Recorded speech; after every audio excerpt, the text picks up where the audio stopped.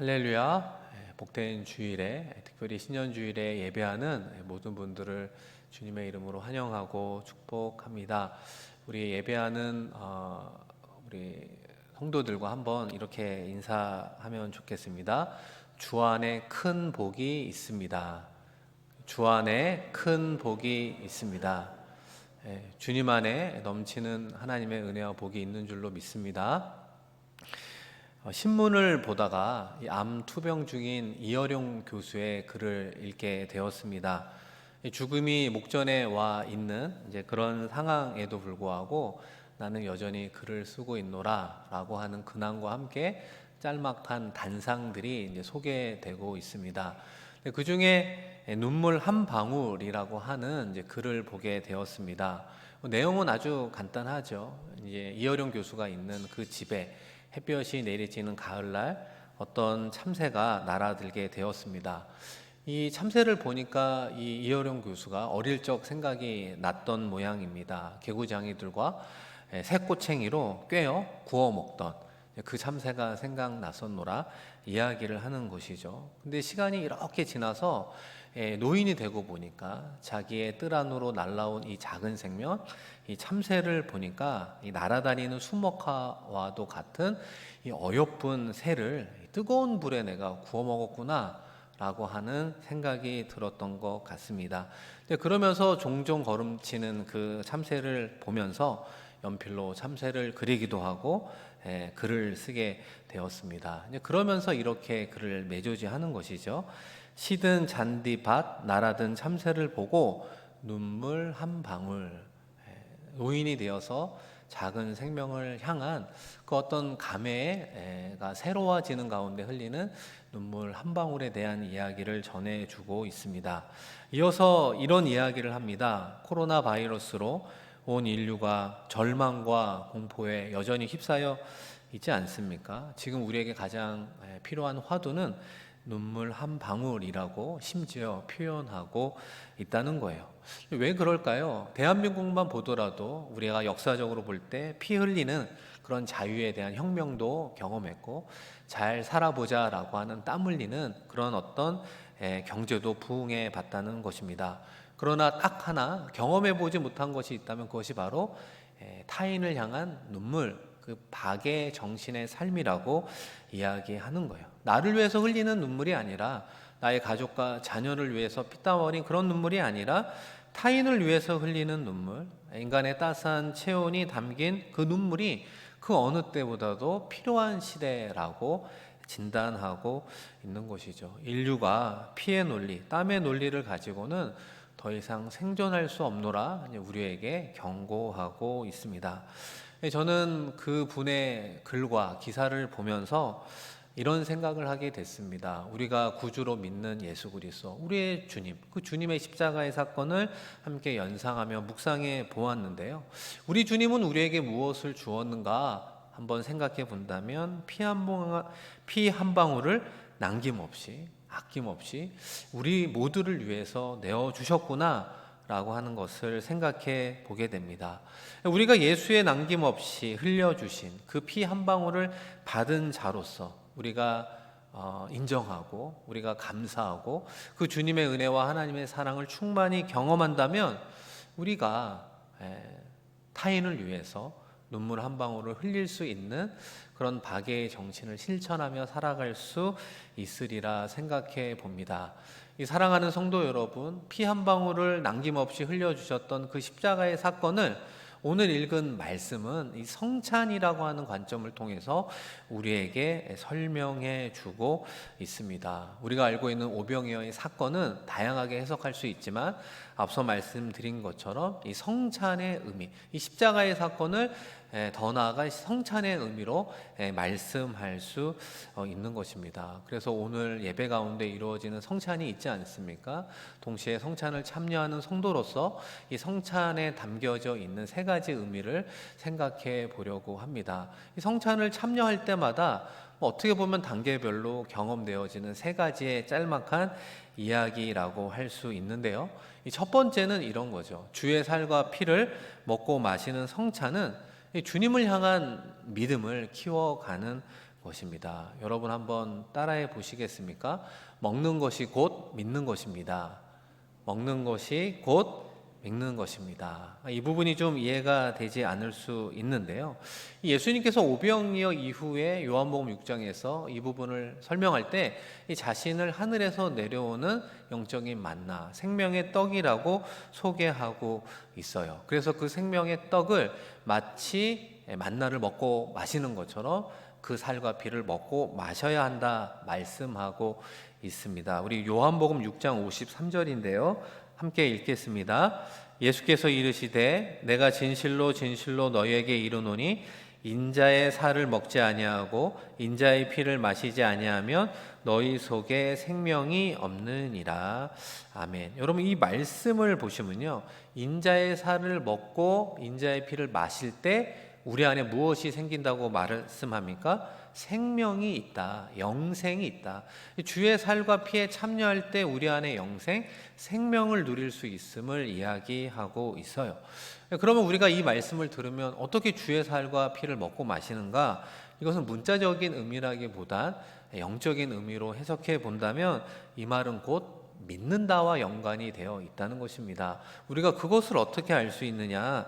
요한복음 6장 40절도 한번 같이 읽겠습니다. 내 아버지의 뜻은 아들을 보고 믿는 자마다 영생을 얻는 이것이니 마지막 날에 내가 이를 다시 살리리라 하시니라. 아멘.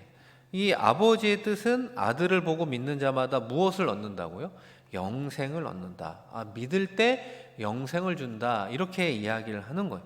그러니까 앞선 구절에서는 먹고 마실 때 생명, 영생을 얻고 예수를 우리가 믿을 때 영생, 생명을 얻는다라고 말을 하는 거예요.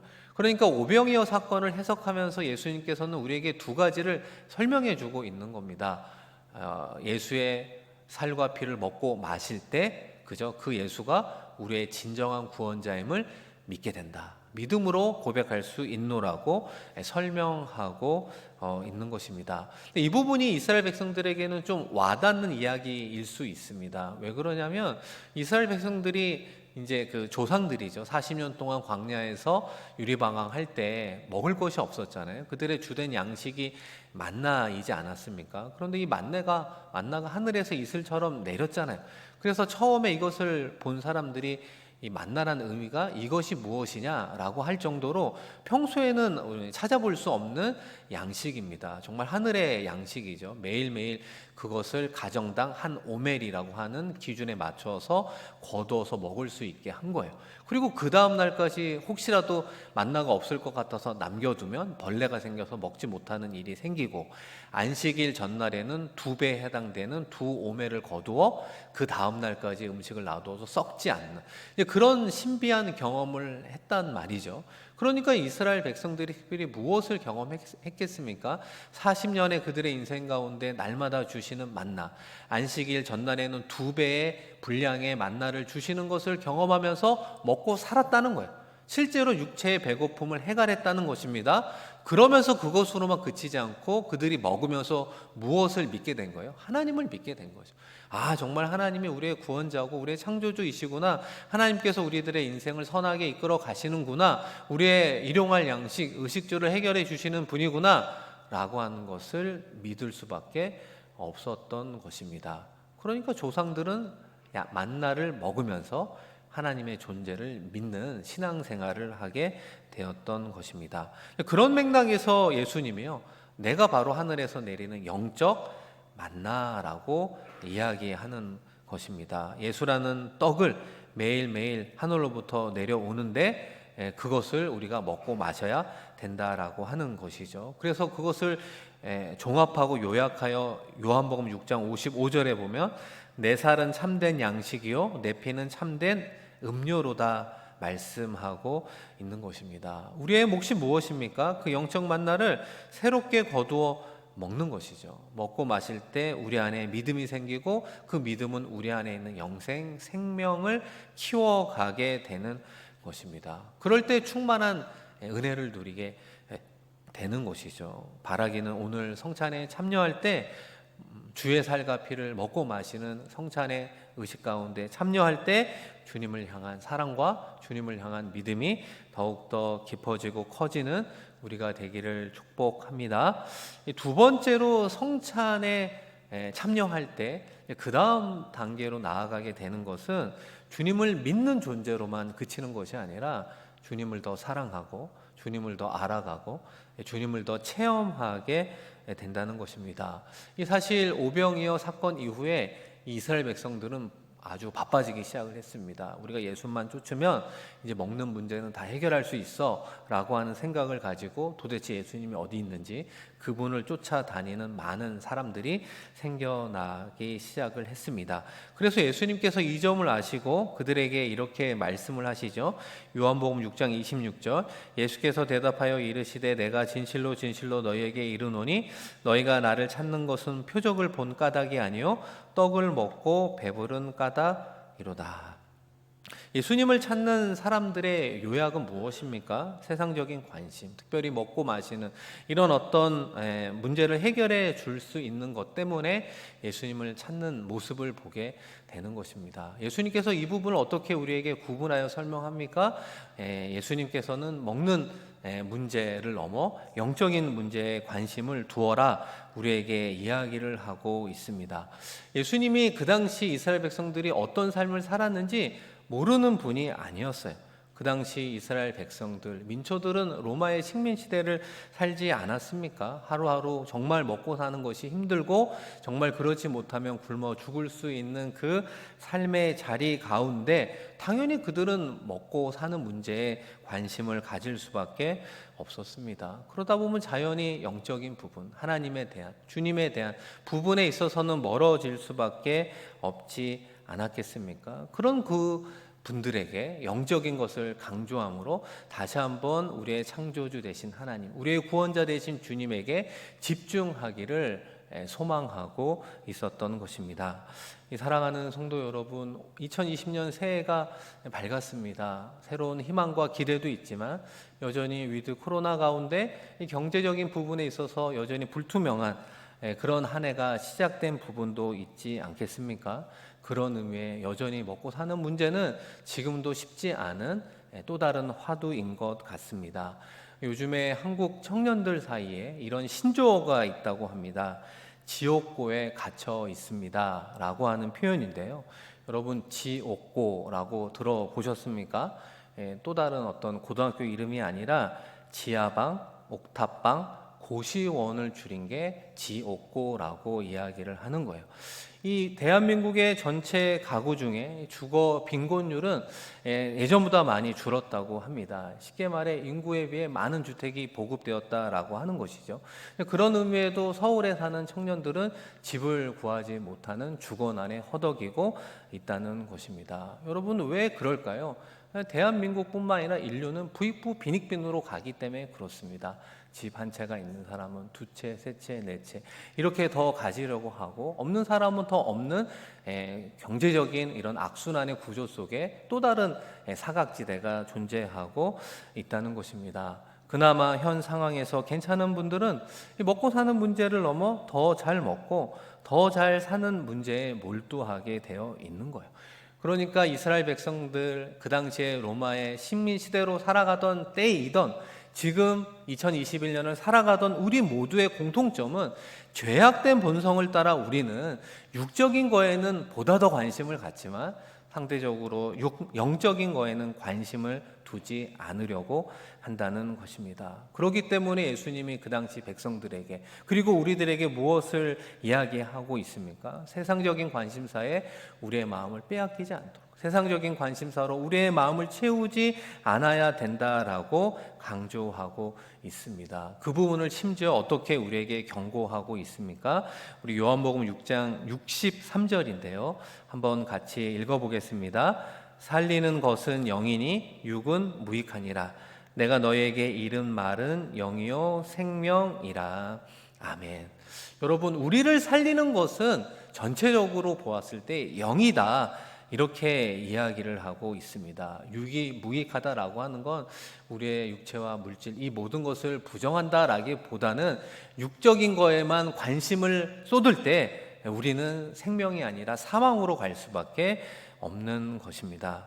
사랑하는 성도 여러분, 우리가 영적인 관심을 높인다라고 하는 것은 어떤 의미가 있겠습니까? 앞서 말씀드린 대로 주님을 나의 구원자로 믿는 그 믿음을 넘어서 우리 주님을 더 사랑하는 단계로 나아가는 것입니다. 주님을 더 사랑하고 주님을 더 알기 원하고 주님을 더 체험하기를 원하고 주님에 대한 것을 더 깨닫기를 원하는 삶을 살아갈 때 내가 너희에게 이른 말은 영이요 생명이라 라고 말씀하시는, 계속해서 반복해 주시는 생명과 영생, 그로 인한 자유와 기쁨과 그 즐거움을 우리 가운데 더욱더 회복시켜 주시겠노라고 말씀하고 있는 것입니다. 우리가 예배 가운데 이루어지는 성찬을 이 칼빈은 영적 임재설이라고 이야기하고 있습니다. 특별히 성찬하는 가운데 우리 주님께서 영적으로 임재하여 주신다라고 말씀하고 있어요.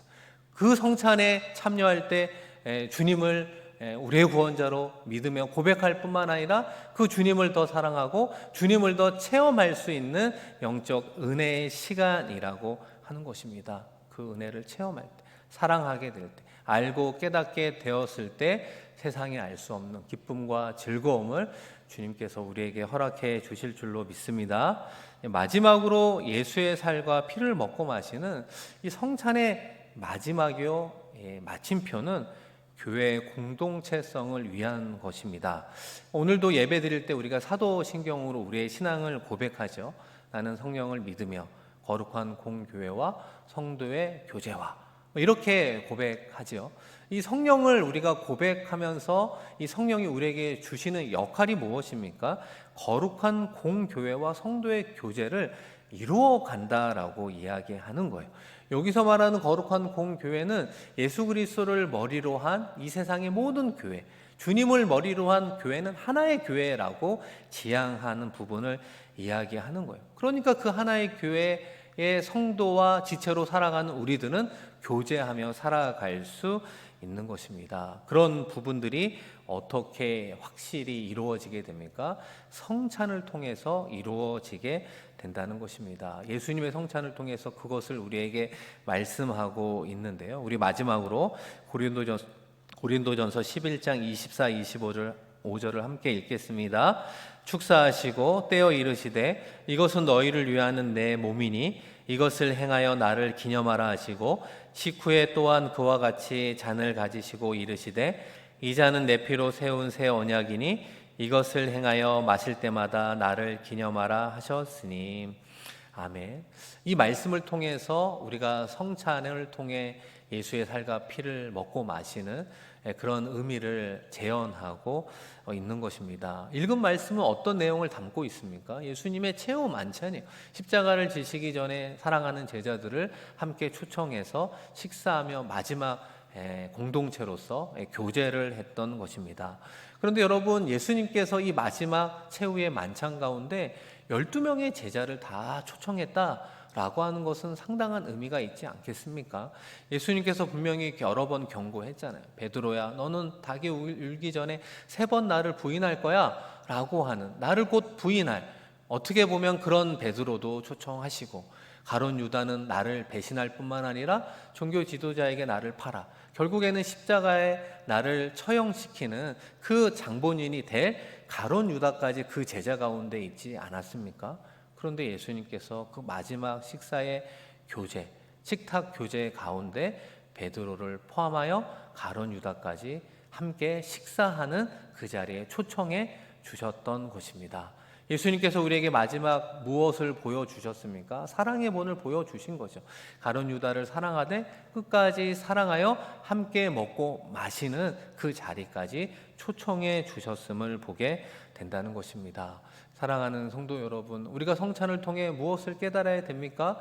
예수 그리스도가 나의 구원자이심을 고백하는 개인의 고백뿐만 아니라 우리 공동체의 머리가 되어 주신다라고 하는 신앙의 고백입니다. 그것이 우리에게 무엇을 이야기하느냐? 싱가포르 한인교회 공동체 안에 우리는 다 주 안에서 형제요 자매라고 하는 그 공동체성을 회복하며 나아가야 되는 것입니다. 제가 목회하면서 싱가포르 한인교회에서 처음으로 신앙생활을 하는 분들 가운데 한국 교회를 방문하면서 경험했던 이야기를 들은 적이 있습니다. 여러분, 우리가 이제 대표 기도를 할 때 예수님의 이름으로 기도하오며 이제는 주님이 가르쳐 주신 기도로 기도하오니 이렇게 이제 기도를 하잖아요. 이 부분이 지금 오랫동안 계신 분들은 되게 익숙한 기도법일 수 있지만 한국 교회를 가보면 실제로 이렇게 기도하는 교회는 제가 알기로 거의 없습니다. 주기도문송까지는 하는 교회가 있어도 이렇게 대표기도와 주기도문을 연결해서 하는 교회는 그렇게 많지는 않습니다. 그러다 보니까 여기서만 신앙생활을 몇 년 하다가 한국 가서 예배 드릴 때 예수님의 이름으로 기도합니다. 아멘. 그리고 끝나버리니까 이게 너무 당황스러웠대요. 그리고 이분이 어디서 이야기는 들었는지 모르지만 이 교회가 혹시 이단 아니야? 막 이런 생각을 했다는 거예요. 어디서 이단이라고 하는 용어까지 이제 들으신 거죠.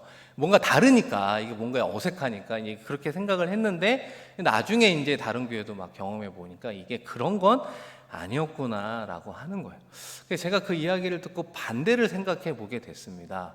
한국 교회에서만 오랫동안 신앙생활 하다가 싱가포르 하나님께서 예배를 드리면 반대의 경험을 하지 않을까?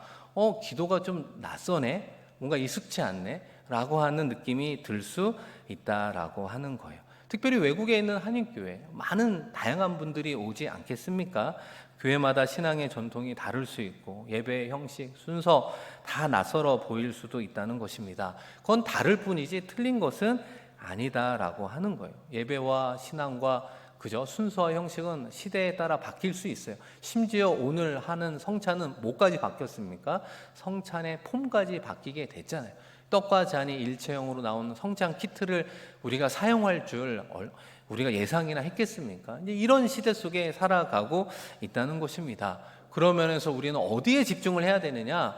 예배의 본질에 집중하는 거죠. 신앙의 본질에 집중하고 오늘 말씀에 초점을 맞춰본다면 성찬의 본질이 무엇이냐라고 하는 곳에 우리가 집중해야 된다는 거예요. 성찬을 통해 주님 안에 한 형제, 한 자매라고 하는 그 공동체성을 다시 한번 우리가 깨달아야 되는 것입니다. 내가 맞고 당신이 틀리다 판단하고 정죄하는 그런 어떤 문화 속에 신앙생활을 하는 것이 아니라 맞을 수도 있고 틀릴 수도 있지만 우리는 모두 주님을 예수 그리스도로 고백한다면 주 안에서 한 형제요 자매라고 하는 사랑과 배려의 마음을 통하여 우리가 함께 신앙생활을 하는 것이죠. 하나의 신앙 공동체를 이루어 가는 것입니다. 사랑하는 성도 여러분, 우리 주님이요 피 한 방울을 남김없이 우리 한 사람 한 사람을 위해서 내어 주셨습니다. 그것이 주님의 은혜요 하나님의 사랑으로 와 닿은다면